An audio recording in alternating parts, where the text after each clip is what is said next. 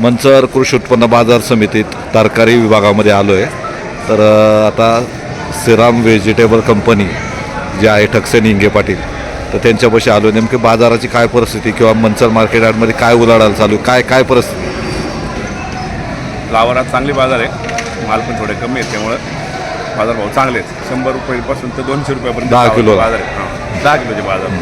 बाकी मका वगैरे शॉर्टेज असल्यामुळं 100 ते 150 रुपये बाजार आहे मकाची। आणि तोंडली 200 रुपयापासून तर 400 रुपयापर्यंत, गवार 200 ते 500 रुपये, बाकी वांगे 150-200 रुपयापर्यंत चांगले वांगे आहेत। बाकी कैरी आता आवक थोडी कमी झाली, पावसाळा चालू झाल्यामुळं 150 ते 200 रुपये कैऱ्या खपतात चांगल्या कैऱ्या। बाकी भुईमुग शेंग बाजार माल कमी असल्यामुळं आवक थोडी कमी आहे, बाजार चांगले 500 ते 600 रुपये शेंगा खपतात भुईमुगाच्या। बाकी कारले वगैरे 150-200 रुपये 300 रुपयापर्यंत चांगले कारले खपतात।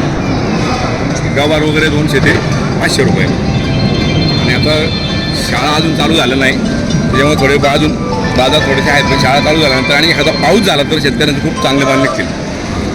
कारण पाऊस नसल्यामुळे मला थोडी क्वालिटी अजून थोडीशी डल झालेली आहे। ज्या दिवशी पाऊस होईल ना, त्यामुळे फ्लावर आणि गवारवर हे आयटम आज खूप छान प्रकारे येतील म्हणजे, आणि शेतकऱ्यांचे पण 4 रुपये होतील चांगले।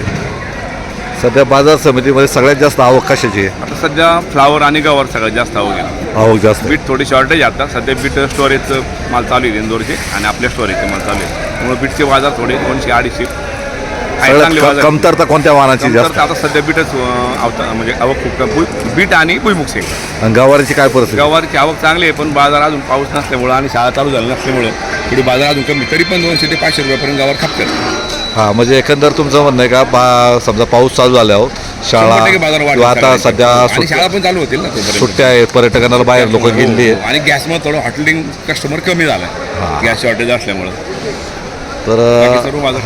तर यांचं म्हणणं आहे ते बरोबर आहे की गॅसमुळं हॉटेलिंग कमी आहे, आणि सुट्ट्या लागल्यामुळं अनेक पर्यटकसुद्धा बाहेर सुट्ट्यांमुळे गेलेले आहेत, आणि शाळा चालू नसल्यामुळं ज्या भाजीला आपण जे चपाती भरू किंवा जे शाळेत टिफिन बॅग देतो त्यामध्ये जी भाजी देतो तर तिलासुद्धा फारशी मागणी नाही, त्यामुळे शाळा चालू झाल्या बाजारभाव वाढतील अशी शक्यता ठकसे निंगे पाटील यांनी व्यक्त केली।